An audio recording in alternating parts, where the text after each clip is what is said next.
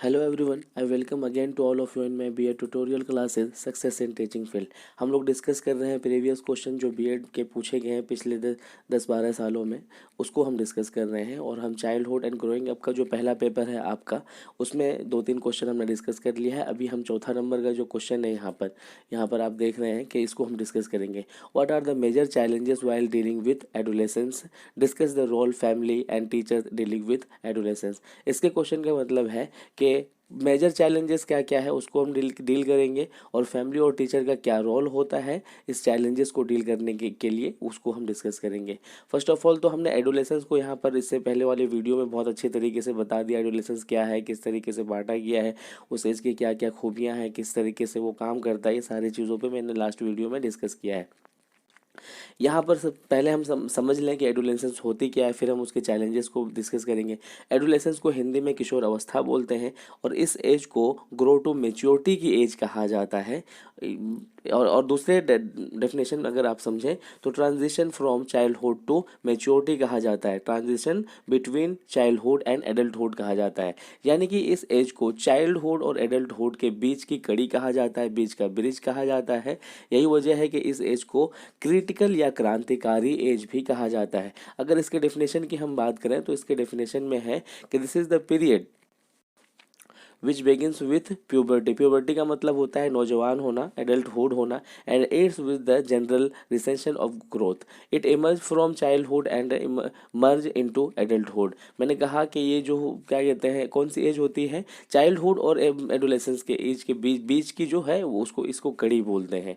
This is also known as the teen age period. इसीलिए इस as को tin age period भी कहा जाता है, तूफानी एज भी कहा जाता है, स्टॉर्मिंग एज भी कहा जाता है। इस एज को बहुत सारे नामों से जाना जाता है, क्योंकि इस एज में बहुत सारे फिजिकल मेंटल बहुत बहुत स्पीडली रैपिडली तरीके से फिजिकल डेवलपमेंट इस एज में देखने के लिए मिलता है। मैं अभी इन सारे को पॉइंट को नहीं डिस्कस करूंगा, इसलिए कि मैंने पहले के वीडियो में डिस्कस कर दिया है। ये आपके लिए मटेरियल के तौर पर है। अगर आपने नोट्स नहीं बनाया है तो यहाँ से नोट्स बना सकते हैं, आपके नोट अपने नोट्स में क्रिएशन कर सकते हैं। ये बॉयज़ की एज होती है 13 से 18 साल तक, जब तक उसका सेक्सुअल ये क्या कहते हैं कंप्लीट हो चुका होता है, और उसके बाद 12 से 16 साल तक गर्ल्स का होता है, सेक्सुअल उसका कंप्लीट हो चुका होता है। अगर हम चैलेंजेस की बात करें तो चैलेंजेस की अगर बात करें तो इस एज को मैंने जैसे बताया क्रिटिकल क्रांतिकारी एज कहा जाता है, और भी किस किस टीन एज के नाम से जाना जाता है इस एज को। और इस एज की सबसे बड़ी प्रॉब्लम ये होती है, चैलेंजेस जो होता है, सबसे बड़ा चैलेंज ये होता है इस एज में सॉरी, कि बच्चा जो है ना तो वो अपने आप को बच्चा समझता है, और ना ही वो एडल्टहुड कह सकता है अपने आप को। अगर बच्चा अपने आप को बड़ा समझने लगता है, यानी कि एडल्टहुड समझने लगता है, लेकिन बड़े उसके साथ में क्या करते हैं, उसको उसको बच्चे की तरह से बर्ताव करते हैं, तो सबसे बड़ा चैलेंज तो यही होता है यहाँ पर, क्योंकि उसको तूफानी एज की तरह से उसका इमेजिनेशन बहुत हाई लेवल पे होता है। इस एज में चैलेंजेस बहुत सारे देखने के लिए मिल जाते हैं। अगर आप उसकी क्या कहते हैं चैलेंजेस की मैं बात करूं तो यहाँ पर मैंने पॉइंट आउट करा दिए हैं सारे, इनको आप नोट डाउन कर सकते हो। वैसे मैं बता देता हूँ कि इस एज में क्या क्या चैलेंजेस होते हैं। सबसे ज़्यादा इस एज में बुराई देखने के लिए मिलता है, मृत्यु दर इस एज में डेथ बहुत ज़्यादा होता है। और उसके बाद जो है नशा, यानी कि वो जो नशा जो है बहुत सारी चीज़ों का करने लग जाता है, अल्कोहल की उसकी आदत लग जाती है, हीरोइन का यूज़ करना उसके नेचर में डेवलप होना शुरू हो जाता है, अपराध बहुत करता है, चोरी वोरी करना, डेथ और मानसिक बीमारियों का बहुत वो शिकार हो जाता है।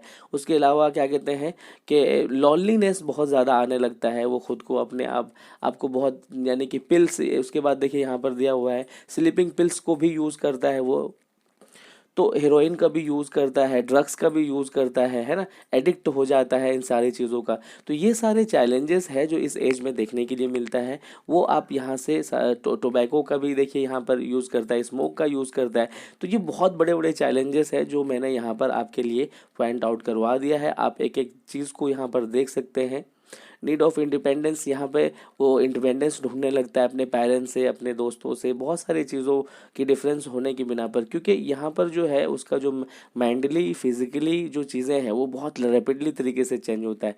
चैलेंजेस फॉर एडवेंचर, एडवेंचर इसका मतलब उसका दिमाग जो होता है वो क्या होता है, तूफान की तरह से होता है। उसका दिमाग जो होता है एक तूफान की तरह से हमेशा से, यानी करने मरने की बात करता है। यही वजह है कि इस एज में मृत्यु दर बहुत ज़्यादा बढ़ जाती है, वो नहीं समझ पाता है और अपने चैलेंजेस को अपने अंदर में इतने सारा एक्सचेंजिंग को वो जल्दी से बर्दाश्त नहीं कर पाता, जिसके बिहाफ पर वो बहुत गलत डिसीजन ले लेता है। हर वक्त क्या कहते हैं एंजॉय के मूड में बहुत ऐसे बातें सोचना, और इस एज में बहुत क्या कहते हैं ऐसे अब खुद को क्या करता है वो हमेशा से, यानी कि इमेजिनेशन की दुनिया में खोया रहता है। फोर्थ नंबर पे देखें चैलेंज ऑफ हेट्रोसेक्सुअल रिलेशन की बात आती है यहाँ पर, क्योंकि सेक्सुअल जो रिलेशन होता है यहाँ पर आकर के कंप्लीट हो चुका होता है। सेक्सुअल ऑर्गन्स बहुत ज़्यादा क्या कहते हैं हार्ड हो चुके होते हैं, सेक्सुअल ऑर्गन्स बहुत ज़्यादा हिट होने लग जाते हैं, बॉडी स्ट्रक्चर बहुत हिट होने लग जाता है। तो ये क्या करते हैं सेक्सुअल ऑर्गन्स का बहुत ज़्यादा क्या कहते हैं डेवलप होने के बिहाफ पर ये उसको फेस करते हैं। ये भी बहुत बड़ा एक चैलेंज होता है। उसके बाद देखेंगे हम सेल्फ सपोर्ट, यानी कि challenge of self support.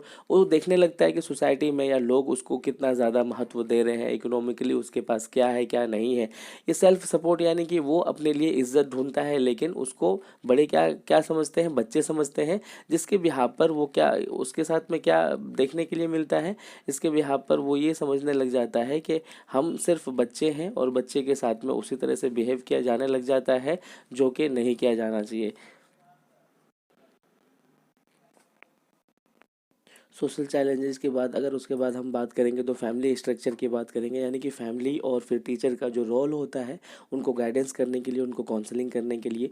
Structure of family में हम यहाँ पर देखेंगे कि एल्किन और Handel defined that family as a first unit which children have a continuous contact the first contact in the socialization pattern development. यहाँ पर ये देखा जाता है कि बच्चे का जो पहला स्ट्रक्चर बनता है वो कहाँ से बनता है, सिर्फ और सोशलाइजेशन जो होता है वो कहाँ से होता है, पहले फैमिली से ही होता है। 2003 में एक्सप्लेन किया गया ये चीज़ कि children is a significant influenced in in interpersonal relationship with the family. Family के साथ उसका इंटरपर्सनल जो है पहले से शुरू होता है, उसके बाद परफॉर्मेंस देता है स्कूल में, है ना, अफेक्शन होता है, प्रोटेक्शन होता है। ये सारी चीज़ें आप देख सकते हैं कि फैमिली का बहुत बड़ा महत्व होता है। ये ध्यान में रहे कि इसमें कहा गया है कि फैमिली और टीचर का जो सबसे बड़ा रोल होता है किसमें, चैलेंजेस को डील करने में, वो किस तरीके से करता है। तो ऑब्वियसली ये चीज़ मैं आप भी जानते हैं कि फैमिली जो होती है उसकी स्टार्टिंग से ही उसके इमोशनल में, उसके बिहेवियर में, उसके एजुकेशनल प्रॉब्लम में, हर चीज़ में वो साथ देता है। उसके अलावा टीचर भी उसमें साथ देता है, और वो गाइडेंस और काउंसलिंग करने की ये सबसे बड़ी एज होती है, ये सबसे बड़ी एज होती है। ये सारे पॉइंट मैंने यहाँ पर नोट डाउन कर दिए हैं, आप उसको अपने नोट्स में उतार करके समझ सकते हैं कि और मैं यहाँ पर आपको बहुत ज़्यादा ब्रीफली नहीं बता सकता, इसलिए कि वीडियो बहुत लेंदी हो जा रहा है, और हमारे पास 2-3 सालों के क्वेश्चन और भी रखे हुए हैं जिनको एक वन बाय वन करके डिस्कस करेंगे। तो उसके बाद में हम देखेंगे role of teacher and family. Role of teacher और फैमिली का क्या होता है, सबसे बड़ा रोल होता है उनके लिए कि एक टीचर और एक जो फैमिली है वो एक क्या कहते हैं गाइडेंस के तौर पर, काउंसलिंग के तौर पर उसके साथ में हमेशा से बिहेव करे। Teacher occupies the provisional position school guidance and program, तो उनके लिए गाइडेंस का प्रोग्राम रखे, क्लासरूम में उसको उसके क्या कहते हैं ऑब्जर्व स्टूडेंट्स को ये करता रहे, लाइब्रेरी में उसको देखे, स्पोर्ट में देखे, स्पोर्ट के फील्ड में देखे।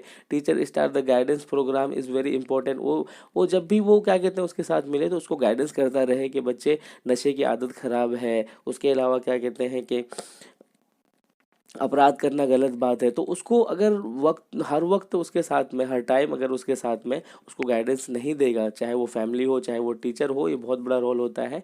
तो वो बहुत ज़्यादा चांस है कि वो भटक जाएगा। एक एक पॉइंट करके मैंने यहाँ पर डिफाइन कर दिया है, आपको ये इजी रहेगा। Identifying the problem children in classroom outside the classroom, क्या कहते हैं ये चीज़ आप समझ सकते हैं कि एक टीचर का जो बहुत बड़ा गाइडेंस का रोल होता है, काउंसलिंग का रोल होता है, वो ये होता है कि वो क्लासरूम के अंदर और बाहर भी उस चीज़ को समझे कि बच्चे के साथ में क्या चल रहा है, बच्चा किस चीज़ में क्या कहते हैं इन्वॉल्व हो रहा है, ये सारी चीज़ें।